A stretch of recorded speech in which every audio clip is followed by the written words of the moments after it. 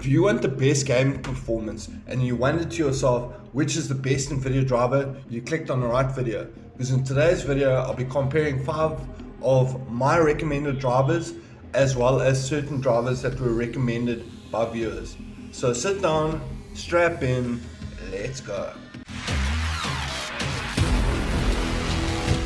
Right guys, as mentioned in the intro, I compared 5 drivers, 528.24 versus 536.40 versus 537.58, 545.92 versus 546.01, which is the most recent official Nvidia driver.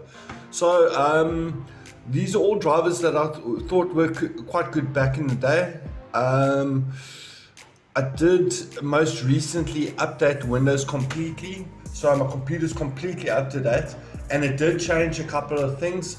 As you can imagine, the newer drivers did perform a lot better with the most recent Windows updates. But before I get to my results, guys, if you guys are subscribed to my channel, please just make certain that you like, comment and share this video, and that you got that little notification bell set to all. If you aren't subscribed to the channel, please consider doing so at the end of the video. And then I do have videos on how to undervolt 10 gen and newer in this video over here, 9 gen and older in this video over here, and then a whole bunch of guides etc. on my homepage, so you can go wild there. But guys, let's get to those results.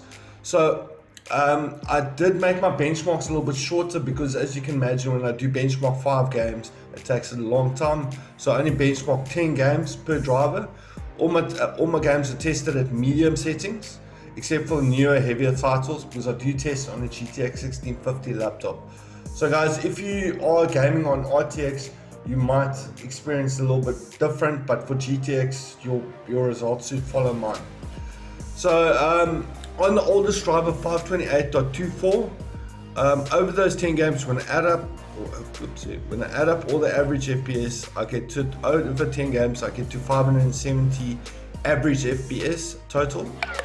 And then when I add up all the 1% lows, I get to 410 1% lows total. When I add up all the 0.1% lows, I get to 277 1% or 0.1% lows total over the 10 games.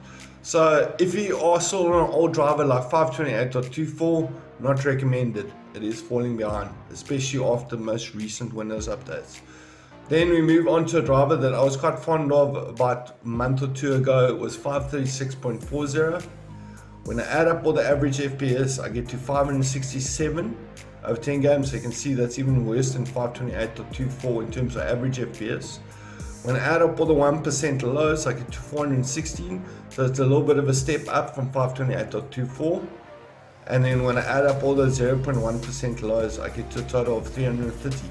So you can see 536.40 is a lot more stable than 528.24.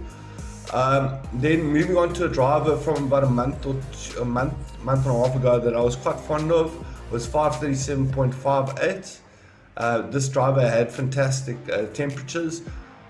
When I add up all the average FPS, I get to 564. So not much in it in terms of average FPS. But when I add up all the 1% lows, I get to 420. So you can see a bit of a step up there from the 2 previous drivers.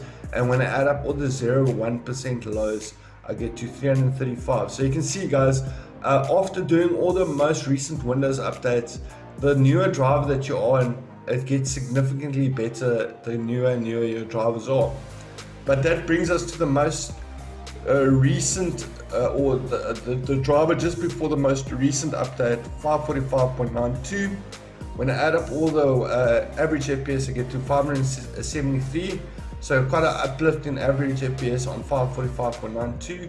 When I add up all the 1% lows, I get to 427 over those 10 games. So you can see this is the most stable driver so far. And when I add up all the 0.1% lows, I get to 349. So guys, I used to recommend 537.58. I don't anymore. After the most recent Windows updates, your most stable bet so far out of this test is 545.92. But then I compare that against the most recent Nvidia update, which is 546.01. This is the driver where they added in CUDA sysmem fallback policy into the Nvidia control panel. Obviously for that test, what I do, or for this latest driver, what I do is I go into the Nvidia control panel. Just give me a second here. And CUDA system fallback policy, I did test. I will link that video at the end of this video. But your best performance is going to be on prefer no sysmem fallback. Okay. So for the latest driver, after I've done all the Windows updates and then also set the Nvidia control panel to sysmem fallback policy off, when I add up all the average FPS, I get to 581, which is my best result so far. When I add up all the 1% lows, I get to 427, so it's exactly the same as 445.92.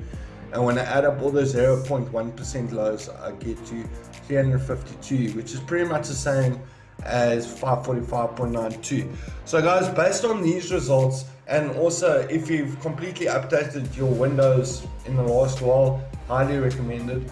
I do recommend either 545.92 or 546.01, because after all those most recent Windows updates, 537.58, 536.40 and 528.24 are starting to fall behind. I did, as you can see, I did add in my the most recent game, Alan Wake, into my benchmarks. And as you can see on the official Alan Wake driver, which is 545.92, it performs really well as on the most recent official Nvidia driver, 546.01. On the previous drivers, Alan Wake does fall behind a little bit. But anyways, guys, if you want my recommendation, if you're on 537.58, I would strongly recommend either 545.92 or 546.01. After those most recent Windows updates, all the older drivers are starting to fall behind, because I think there's certain optimizations done to the latest drivers that just gel well with the most recent Windows updates. Anyways guys, thank you so much for watching. If you enjoyed this video, be sure to smash that like button. If you have any questions, please hit me up in the comment section. And as always guys, if you're still watching and you haven't subscribed as of yet, now's the time to do so. It's Monday, it's the start of the week, it's people like you. Cheers.